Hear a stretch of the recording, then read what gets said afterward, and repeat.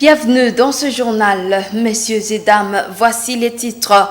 Plus de 10 personnes arrêtées par la police ainsi que 2 autres blessés. C'est le bilan de manifestations enregistrées ce lundi matin à Fourou, dans la partie nord de la ville de Butembo. En effet, le groupe de pression Parlement debout de Fourou a appelé à une journée ville morte pour exiger le départ de la MONUSCO, dont le mandat a été renouvelé à la fin de décembre dernier. Bienvenue dans l'intégralité de ce journal. Les activités sont restées paralysées tout l'avant-midi de ce lundi 3 janvier 2022 à Fourou, de la partie nord de la ville de Butembo. À la base, une journée sans activité sur appel du groupe de pression Parlement debout de Fourou pour demander le départ de la MONUSCO, dont le mandat a été prolongé en décembre dernier. Des blessés ainsi que des arrestations ont été enregistrés lors de l'opposition entre jeunes et éléments de la police venus remettre de l'ordre dans ce coin de la ville. Un reportage de Mwanampenzi Manzekele que rend Joël Tali. Alors qu'il s'agissait d'une journée sans activité, déjà le matin, les jeunes ont commencé à barricader la route et à brûler des pneus sur la voie publique, ce qui a mis en alerte les éléments de la police et des FARDC, obligés à tirer à l'air pour remettre de l'ordre.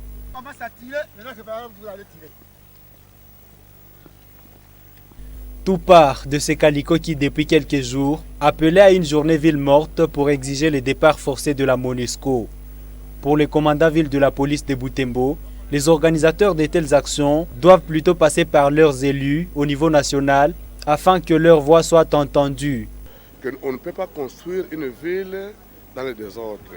Et le problème de faire partie de la MONUSCO n'est même pas un problème local ni provincial. C'est un problème purement national. Ils ont leurs députés à l'Assemblée provinciale, à l'Assemblée nationale. S'ils veulent revendiquer, ils doivent revendiquer à travers leurs élus.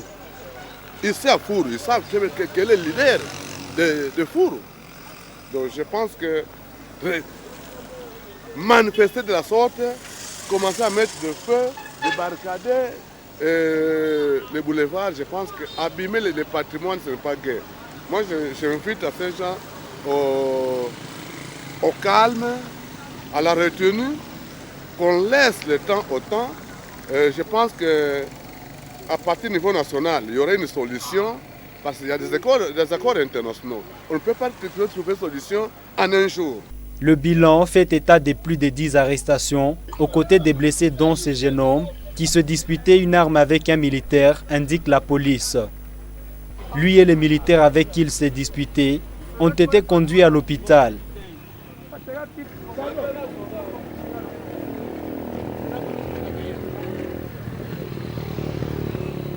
Globalement, les activités se sont déroulées normalement dans le reste de la ville.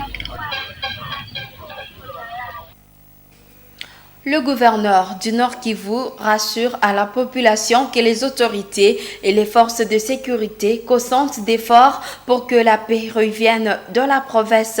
Dans son message de vœux adressé aux habitants du Nord Kivu, le lieutenant-général Constantima a expliqué que des dispositions sécuritaires nécessaires prises dernièrement s'inscrivent dans la logique de sécuriser la population et ce bien. Nous le suivons. Et je mets l'année 2022 qui commence sous la grâce et les bénédictions du Très-Haut. Le Dieu Tout-Puissant, maître des temps et des circonstances. Cette année nouvelle doit être une période décisive qui permettra de ramener le sourire, la paix, la sécurité, la quiétude, le développement et le bien-être aux populations longtemps meurtries de la province du Nord Kivu. Quant à moi et à l'ensemble de l'exécutif provincial à l'œuvre pendant l'état de siège, notre détermination à réaliser la mission confiée par le président de la République et son gouvernement reste intacte. Bonne et heureuse année 2022 à toutes les Nord-Kivusiennes et à tous les Nord-Kivusiens. Que vive la République démocratique du Congo, que vive la province du Nord Kivu. Je vous remercie.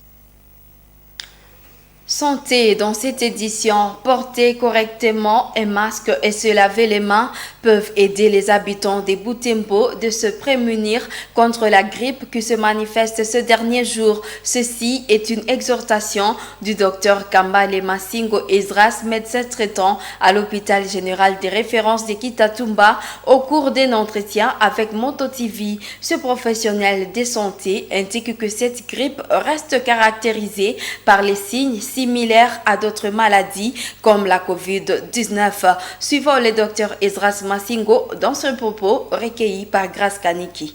La grippe, il faut tout d'abord dire que c'est une maladie des voies respiratoires, surtout les voies respiratoires supérieures et parfois même basses, et elle est causée en fait par un virus.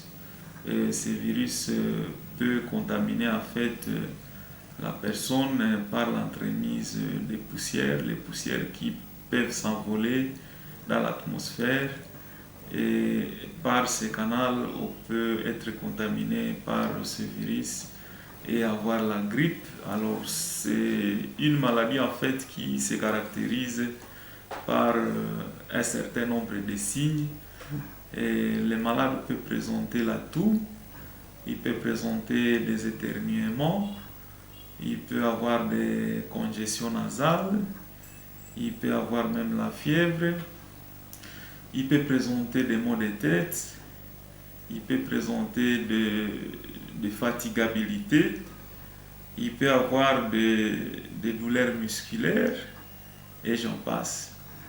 Alors c'est une maladie qui ressemble pratiquement à d'autres maladies comme les pneumonies. Vous allez voir que le malade qui a la pneumonie peut présenter un certain nombre de signes qui sont similaires à la grippe.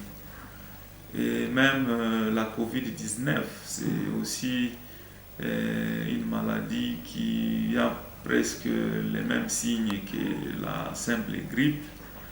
Et c'est comme ça que devant ce genre de tableau, quand on présente ce genre de signes, c'est beaucoup plus mieux de se rendre auprès d'une formation sanitaire pour qu'on puisse investiguer, examiner et voir exactement de quoi il s'agit.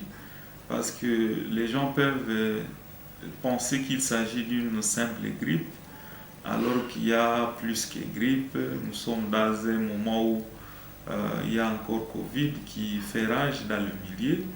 Donc ce n'est qu'à l'hôpital où on pourra dire qu'il s'agit de la grippe ou d'autres choses. Santé toujours, sont encore moins nombreux des habitants de Butembo qui passent au dépistage volontaire de COVID-19.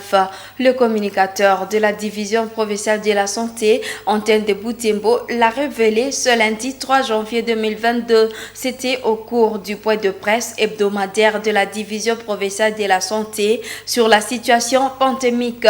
Selon des autorités sanitaires, la COVID-19 présente des signes semblables à ceux de maladies fréquentes, ce qui fait que le porteur ne se rend pas compte qu'il est contaminé sans se faire dépister. En cette saison où plusieurs personnes font face à de grippes inconnues, la DPS antenne de Butembo demande aux habitants de se faire dépister gratuitement dans des structures sanitaires pour se rassurer de leur état de santé afin de se protéger et protéger la communauté. Nous les suivons.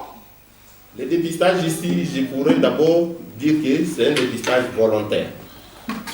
Donc, une fois que vous arrivez au niveau de la structure sanitaire, les soignants constatent qu'il s'agit d'une maladie, il y a des signes semblables à la COVID-19, on prélève l'échantillon, on les oriente vers le laboratoire.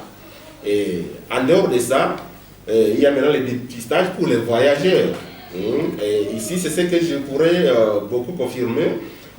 Parmi pas mal de résultats ici, c'est plus les résultats des voyageurs. Puisqu'il y a beaucoup des malades, beaucoup de porteurs sains qui hésitent à s'orienter vers les structures sanitaires. Dans la grippe, les signes sont similaires à Covid-19. Et l'essentiel, c'est de pouvoir se protéger et de pouvoir s'orienter au niveau des structures sanitaires pour qu'on arrive à préciser les diagnostics ou qu'on arrive même à prélever des échantillons si on voit que ce sont des signes semblables à Covid-19 et ce n'est pas le laboratoire qu'on aurait confirmé, qu'on pourrait confirmer s'il s'agit de Covid-19 ou pas. C'est la fin de cette édition. Meilleurs vœux à vous, chers téléspectateurs de la Moto TV. Prenez soin de vous. Le dépistage ici, je pourrais d'abord dire que c'est un dépistage volontaire. Donc, il faut faire